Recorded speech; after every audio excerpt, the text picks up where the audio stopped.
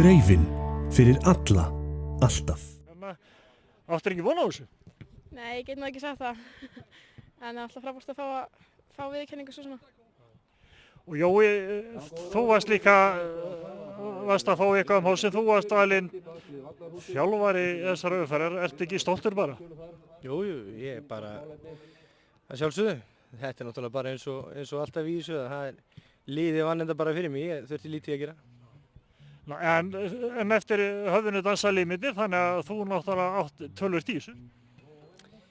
Já, eins og ég segi, þetta er bara búið að ganga rosalega vel og svona heildarmyndin á þessu, bara lúka bara vel og þær eru búin að koma í rauninni flest öllum á óvart held ég stelpunnar í sumar og þannig að þær er þetta náttúrulega bara vel skilið sko. Sandra, þetta er náttúrulega búið að vera rosalegt sumar og það sem að vera. Eins og við komum inn á daginn, þú kalluð inn í landslið með stuttum fyrirvara og setur bara mark með fyrstu snertingu og svo þetta í dag þú hlýtur að vera almennt bara mjög ánægð og stolt af sjálfur þér. Já, þetta sumar er búin að vera algjör streymi bara hjá mér. Ég get alltaf beðið meira, það var besta sem hægt er að gerast í rauninni. En nú er stór dagur hjá strákunum. Þeir að fara að keppa í Evrópukeppninni, segja mér hvernig líst þér á, hvaða möguleika heldur þú að strákunum okkar í? Ég held að ég er mjög miklu möguleika sem að þeir eru heimavelli og þeir eru alltaf jafn sterkir þarna. En það er alltaf mjög erfitt lið, þannig að maður vonar bara, maður er að vona. Það hlýtur að hafa gefið vonir að þeir voru sterkir úti og gerðu jafntefli þar. Já, alltaf erfitt að koma hingað í þorpið, þannig að þeir mjög alveg búist erfiðum leik, en þeir eiga alveg séns held ég. Jói, þú har aldrei tekið þátt í Evrópuverkefni eða það? Nei, ég hef aldrei gert það. Þannig að það er gaman að fá að fylgjast með þessu hérna. Þetta kannski býður ykkar á næsta ári ef að þessi sigling heldur áfram á ykkur í Þórkáa?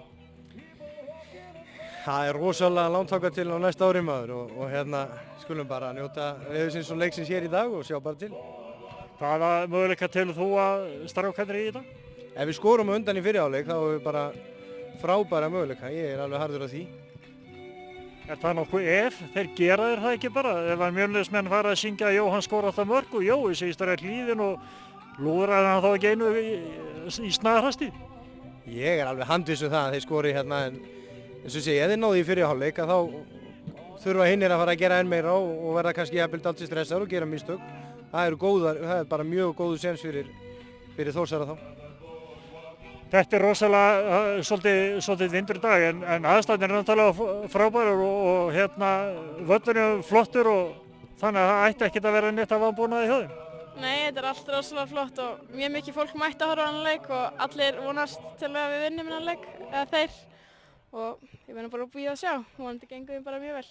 Sandra, svo bara svona rétt í lokin, Saga skammstóra högg á milli, þið unnu Fylki hérna daginn og svo er að Fylki aftur á morgun í bikarnum. Það er ekkert annað en að leggja þær bara aftur. Nei, en við verðum að passa að vanmeta þær ekki því að þær eru með gott lið. Ja, þið eru líka gott lið. Já, við veitum það, en ég meina við þurfum samt að hafa hausinn alveg í lagi og byrja. Jói, hvernig leist Fylkisleikunum morgun í þið? Bara fínt, ég er svo ánægður með að fá heimaleik í bikarnum að alveg sama hverju höfum mætt sko. Fylkir eins og Sandra segir með hörku lið og það er erfitt að eiga við og við þurfum að vera virkilega á tánum til þess að eiga einhvern möguleika á þessu.